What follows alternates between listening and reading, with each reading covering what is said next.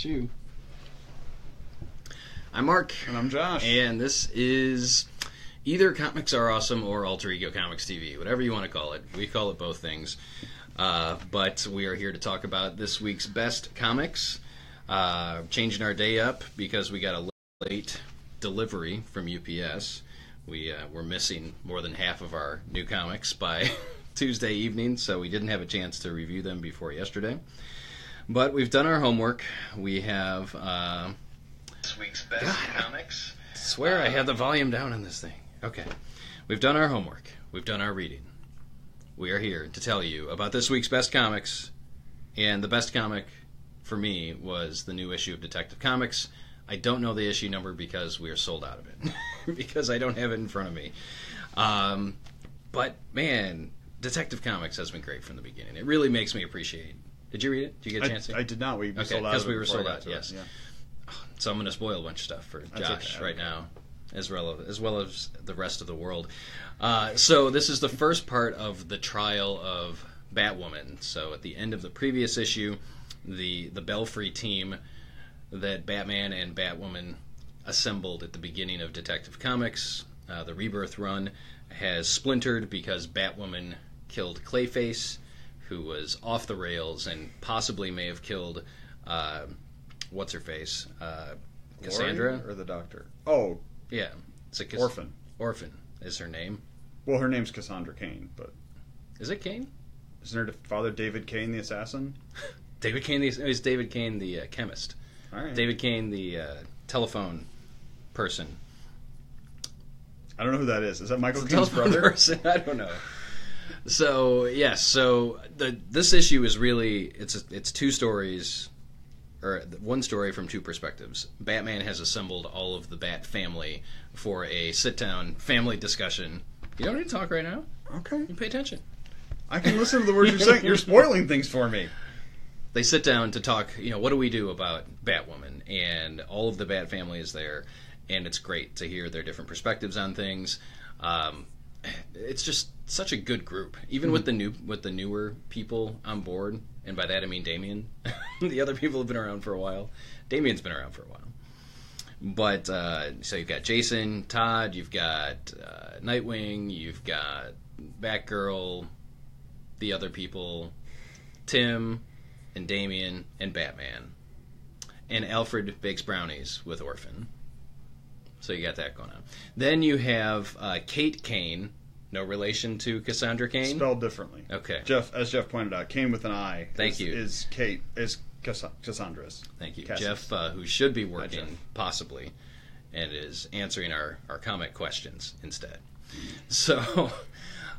Kate is wrestling with her decision. She meets with her father and talks about life. She meets with her dead mother, and you'll just have to read it to find out. But it was just an outstanding issue. James Tynion IV, a true student of Scott Snyder. He actually is or was a student of Scott Snyder when Snyder taught script writing or comic book writing or whatever he was doing in New York. And Tynion was one of his students. Just outstanding. This issue had everything that I wanted it to have and was so good. I want to read it again, but we don't have any. So if you're missing Detective Comics for some reason, if you come into our shop and it's not here, add it to your pull list, please, so that we make sure we order enough so that everyone who wants a copy has a copy. But my pick of the week, Detective Comics issue number blah blah blah. My pick of the week this week is Terrifics #1, part of the New Age of Dumb Covers, written by Jeff Lemire with art by Ivan Rice. We've got a nice fold-outy thing here. There's some, let's say, Challengers of the Unknown on the inside. See how stupid this is, DC? This is what you look like, yeah. But stupid covers or no, it is an awesome comic. This is the first one of the New Age of Heroes books composed predominantly of of existing characters. So we've got Mr. Fantastic, wow, Mr. Terrific, and Plastic Man, who has the powers of Mr. Fantastic. Or maybe Mr. Fantastic has the powers of Plastic Man. Plastic Man's from the 30s and 40s, so yes, so does Plastic Man first. And Metamorpho, this is all stuff spinning out of the Dark Knight's Metal storyline with the radiation coming from the Dark Dimension, and the egg of Plastic Man obviously getting un-egg formed since he's way out and wacky on the cover. We've also got a Phantom Girl who is in no way connected with the Phantom Girl from the Legion of Superheroes, or if she is connected, it's not in a way that's revealed already in this issue. And it's an adventure out in other dimensions and space, and Rice's artwork... Rice or Reese? Alright, Ivan's artwork is really good. He gets to draw some large-scale cool stuff, but we also get a lot of fun stuff with Plastic Man's stretchy anatomy. They're actually... part of the scenes take place inside Plastic Man's mouth, and it's just crazy nutball stuff. Jeff Lemire's got a long history of writing great books like Old Man Logan, the current one, not the original miniseries. Well, he's not writing it currently, but the current run was started by Jeff Lemire. As well as a bunch of other stuff like Black Hammer, which won the Eisner last year. Yeah, best new series. Yeah. Yep. So really awesome. Ongoing. And Ivan Rice, I would remember from Blackest Night. Sure, him. Yeah, it was him. Yeah. It was a great book. I really enjoyed the Terrifics as well. Of the whatever you said, the new age of DC heroes, the new age DC heroes featuring Yanni. And if you get that reference, I'm sorry, you're my age. Okay, so yes, Terrifics was outstanding. Let's say hi to some people. So Jeff is watching. Thank you, Cody. Hello, thank you for watching. Kayla is watching. We appreciate that. Cody has a question. Do we know anything about the Shadow magazines? I'm assuming you're talking about the pulp hero, The Shadow. Was not aware. I mean, I guess there were magazines back in the 30s and 40s. The character of the Shadow is currently over at Dynamite Entertainment, and I don't think there's an active Shadow series right now. There's the crossover with Batman, which is over, or almost maybe. over. Yep. Yes, sorry. I just have to reply to a comment in a second. But, yeah, the Shadow, if you're talking about the character, the Lamont Cranston character, he has done a team-up with Batman, one over at DC, one over at Dynamite. The last series, it was somebody, was it Garth Ennis who wrote that was the last Shadow series? Yeah. That was 3 or 4 years, and there's been one since then. So the Shadow is still around, still a good read, and I still like the Alec Baldwin movie, even though most people probably do not.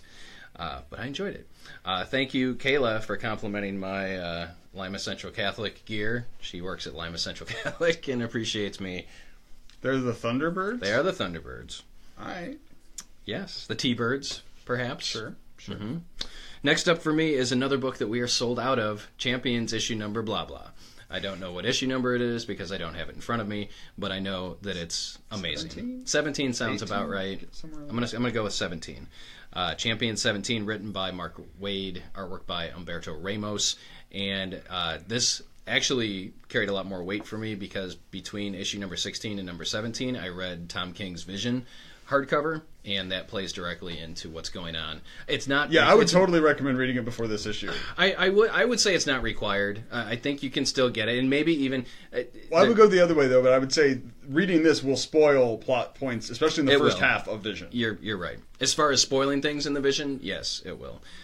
So go out and pick up Tom King's Vision either as 2 soft covers or 1 oversized hardcover because you will not regret it. It is one of the best stories of the last year, easily. Great I think stuff. it's more than a year old, but that's neither here nor there. 2 years, 10 years. It's one of the best stories ever. It's one of the best Vision stories. Not a lot of competition. That is sure, correct. I'll give it to you. But this has to deal with Viv Vision, who is now human. She's become a real girl thanks to a storyline I didn't finish reading. And the High Evolutionary. Oh, the stupid High Evolutionary. And so the Vision has created a new robotic daughter. I don't remember what her name is. It's Vision. Or it's Viv. It's Viv? It's Viv 1 and Viv 2.0. Well, because he created her before he knew the other Viv survived. He thought she was dead. Okay. And so he made this replacement robot about her because he's a grieving father of a crazy cyborg, make your family kind of thing. So, it's good. Yes. It is Champion 17. Alex is watching from the register area and helping us with numbers. Thank you, Alex, for helping us with numbers. Champions has been great from the get-go. That's another one that you can do no wrong reading the Champions. One of my favorite series. So yeah, Champions number 17. My second pick of the week. The runner-up for pick of the week. It's Thursday, so we get 2 picks today. Yes. If we do it on Friday, there'll be 3 picks. That's how we roll. 4 hops this time. Right foot, left stomp. So I've got a little run of Marvel stuff that's still great in the middle of this here. Invincible Iron Man 597 continues the search for Tony Stark as Brian Bendis winds down his run on Iron Man, and it is awesome and epic, and we get to see where Riri goes when she's been ousted by the current management at Stark Industries, and it's awesome. We also get to see a little more with Victor Von Doom, and he's having a rough day as the infamous Iron Man. Art by Stefano Caselli. And Alex Maleev. Maleev does the Doctor Doom stuff. Right, sure. And gotta give credit where credit is due. Yeah, all right. Yeah, that's fine. Next. Alex Maleev deserves credit, we'll say. Peter Parker, The Spectacular Spider-Man, number 300, which is a new series, apparently, I guess. I don't know. It's not. Written by your friend of mine, Chip Zdarsky, with art by whom? Couldn't even tell you. By someone One of the else. Kuberts and someone else. Yes. Sorry. We're letting you down this week, folks. It was a lot of fun. It's because it's Thursday. The main reason I liked it there's a penis. is... Yeah? Sorry, go ahead. It's Saga. There's always a penis. That's just Saga. Yeah. PP, the Spectacular Spider-Man. Peter Parker, Spectacular Spider-Man is great. The dynamic with him and Jonah is awesome, but I really loved the stuff with Peter and Riri Williams. They have kind of a heart-to-heart, a old hero, young hero conversation, even though Peter's not that old, and it just really resonated with me and was awesome. Loved the crap out of it. And as always, amazing is All New Wolverine, written by Tom Taylor, art by, let's say, oh good lord, Marco Failla. Failla? There's an A in there, or an AI. Marco the Failla. Peter Parquois. Parquois, yes, 1602, man. And you may have noticed there's a Deadpool appearance. Deadpool and Gabby team up to wreak angry vengeance on the on the testing facility that Jonathan, her pet badger, was freed from. Not badger, Wolverine was freed from. What is the difference between Wolverine and a badger? I know they're different species, but they're basically the same creature, right? More or less. Comment below if you know the difference between a Wolverine and a badger, other than they're different species. You probably can't interbreed. But Deadpool and Gabby are always a great team up. And this time we get to see them kill zombie bunnies, and it's just insane and awesome. Thank you to Laura, number one for watching, but also chiming in who the artists were. It was Adam Kubert and Juan Frigeri were the artists on Peter Parker, The Spectacular Spider-Man number 300. I liked it too. Zdarsky writing Peter Parker. Zdarsky writing any Marvel character, really, I will read. My final selection this week is Saga, number 49, which is why I mentioned penis, because you open the page, you open the book, and that's what you got. You got the Will and his Willie walking around trying to find Marco and Alana, which is the story of Saga. It's the story of the Will's life. It is the story of the Will's life. This is the first issue after the scheduled break that always happens after every 6 issues in Saga, so you may need to refresh on your Saga reading to remember everything that's happening, like I do. So if you just got Volume 8 in graphic novel, you can jump in right from the end of there to the start of this issue, and you'll be caught Which up. you should. Stuff happens. The reporters, whose names I don't remember, someone will tell me, would like to possibly write Marco and Alana's story, but Marco and Alana want nothing to do with that because, they've been on the run and living in They secrets. have, but the reporters do make a compelling argument, so you got to check that out. Prince Robot and Petrichor. Petrichor. It means the smell of dust after rain. Is that a real thing or just according to Brian K. Vaughan? Well, it's a real thing. It's what the word means, but it's also from Doctor Who because they use the TARDIS's sign. How many of you knew what petrichor meant? I thought it was a seasoning. My mom knew. Is your mom watching? I would say your mom. She might be watching. Mrs. Young, if you're watching, let us know what petrichor means. Yeah. There is no reason not to read Saga. That's it. Yeah. That's all I have to say. There's no such thing as a bad issue of Saga. There is no such thing. This also features, if you're a letters page person, the results of the annual Saga reader survey. The second half of them. It started in the previous issue. Sorry, yeah, they go from number 13 to the end. Saga number 50 coming up next month. Yep. Who knows what could happen. Before Josh gets to his last pick, let's say hi to Jeff, who is watching. Local television personality Jeff Gunner, thank you for watching. And he believes that Badgers are from Wisconsin and Wolverines are from Michigan. Or Canada. I would have to concur. Last up for me, also from DC's New Age of Heroes, we've got The Silencer, written by Dan Abnett, who you may remember from Guardians of the Galaxy, the good one, and John Romita Jr., who you may remember from probably some other stuff.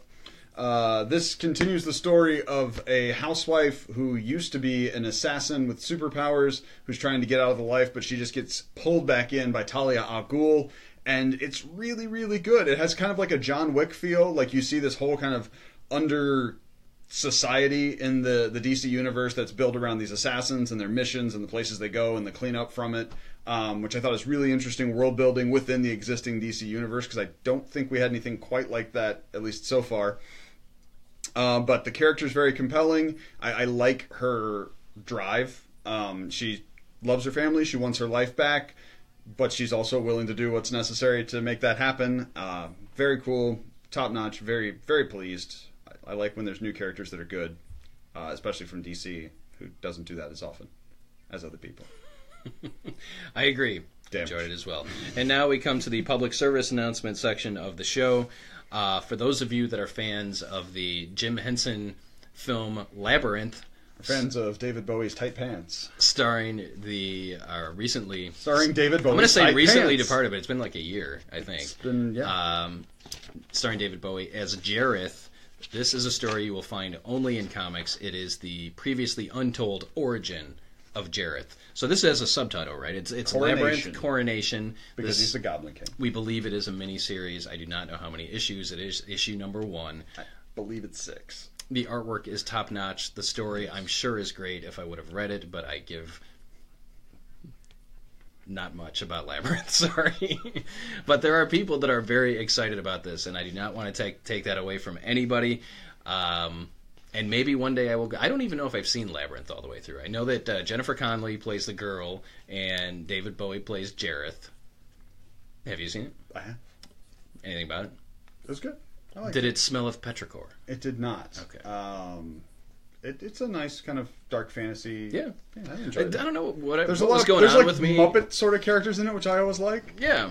I've never seen Dark Crystal. I've never seen Labyrinth. I've actually never seen Dark Crystal either. I'm a bad geek. Me too. But all right, we're out of here. Since we were talking about Saga, there's a cool Fiona Staples cover too. I thought that looked familiar. Josh talking about an artist. Wonders never cease. Wonders never cease. There is another item out this week that we think you should all rush out and get. And I will talk about it now. Yes, you will. This is Unstoppable Wasp, Volume 2, Agents of Girl. And this was one of our favorite series last year, one of the best new characters in the Marvel Universe. We've got Nadia Pym, who is Hank Pym's daughter by his first Russian wife. Well, I mean, she's his first wife who happened to be Russian. She didn't have a series of Russian wives, to the best of our knowledge. Although Hank is a little crazy, and there's some gaps in his backstory, so we could fill that in. You can go to my blog to find some of my sketches about how that could be filled in.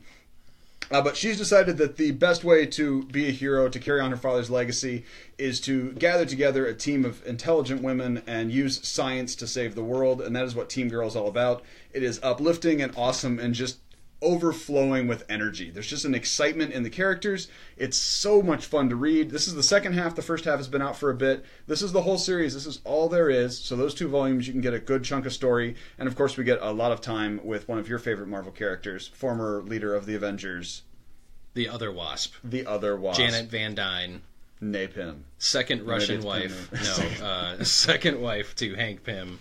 Or was it Yellow Jacket? I don't remember. I think when they were married, he was... Well, I mean, I don't think he said, Yellow Jacket, take me. Yellow Jacket was... He didn't know who he was. He was just Yellow Jacket. Yeah, I think they were married when he knew who he was. Yeah, it was I should hope so, otherwise that gets it null. This book is all kinds of awesome, really. And if you just did it in singles, it does actually have a reprint of Wasp's first appearance, which is actually doubly appropriate because we also get some panels of Hank flashing back and talking about how he misses his wife, and that may be actually all we ever see about Maria, which is obviously revealed and tied into in the Wasp arc. We'll get to that in a second, but also want to mention that for those of you that are enjoying Avengers No Surrender, the weekly series that Marvel is publishing, Nadia Pym plays a pretty decent-sized role in that storyline. So if that's your first encounter with the character and you want to find out more, and it's actually much more lighthearted than what's going on in No Surrender. There is definitely danger and there are threats, but there is so much heart in this book. Thank you, Jeremy Whitley, for writing one of the best series of 2017, and I hope you get another crack at it, sir, because it is top-notch. All right. We have some comments here. Laura has also not seen The Dark Crystal, so a Dark Crystal viewing party may be in the works. Jeff says that you're writing Tentacle Love fan fiction. Okay. I don't know where that came from. I think my blog stuff about the Oh, he's read your blog. Filling in. No. Yeah. Well, I mean, it's Tentacle Love is an oversimplification. Let's start there. I think that's the URL of your blog, isn't it? Don't go there. It is, but it's Tentakill, Kill. Okay. They're violent and loving tentacles. They're deadly and there's no tentacle violent. Blog. Don't. They're also responsible for what you might find. Deadly and silent, also unspeakably violent. That's yes. Those are ninjas that we're talking about. The Bare Naked Ladies album, Snack Time. Sometimes check it out. Josh and I just riff about things that we have in common, and then we run out of things to talk about. So, yes. But thank you for watching. If you enjoyed watching this week's episode, give us some thumbs up. Show us some love on the Facebook or on the YouTubes, wherever you're consuming this content. And we also have a podcast now. So after much demand and many starts and stops, you can head on over to iTunes or Android, and you'll find the audio version of Alter Ego Comics TV /Comics Are Awesome. And you just download that, and we'll put it up after the live episode. If you want to listen to it again, because there's so much content in this, so many one-liners and inside jokes that no one will get but us, maybe a few of you. So if you're not able to catch it live and you don't want to watch our mugs, you can listen to us on your cellular device podcast. You can write us a review for the podcast, too. That would help. We want to get this information in front of as many comic book fans as possible so they hear about each Petrichor fan, Dark Crystal, and the best. The tentacles are not from Maniac Mansion. I played that game. I used to have that game. Oh, no, it's not. That's not Maniac Mansion. That's Day of the Tentacle. It's the same producers. It was actually distributed by LucasArts. Right, because Maniac Mansion was distributed by LucasArts. Right. Too. Yeah. Yeah, it's the same. The same creators. They weren't. They may have had They were in the logo to Maniac Mansion because it was a. We hope you've enjoyed this trip down PC memory lane where we talk about computer games from the 1990s. Yeah. Early 1990s. Those were the days. Yes. And then Disney just said, no, I don't need LucasArts. Until we need Lucasfilm. Thanks for watching. Give us a thumbs up. We'll see you again real soon. I have to go turn off the camera now. This is my favorite part. Oh, what are you going to do this week? If you're watching from the future and this is being entered as evidence in any sort of a trial, I'd just like to make a few statements. I don't know anything about tentakill.com. You can turn it off anytime, Mark. I'm just going to keep talking. I did not do it.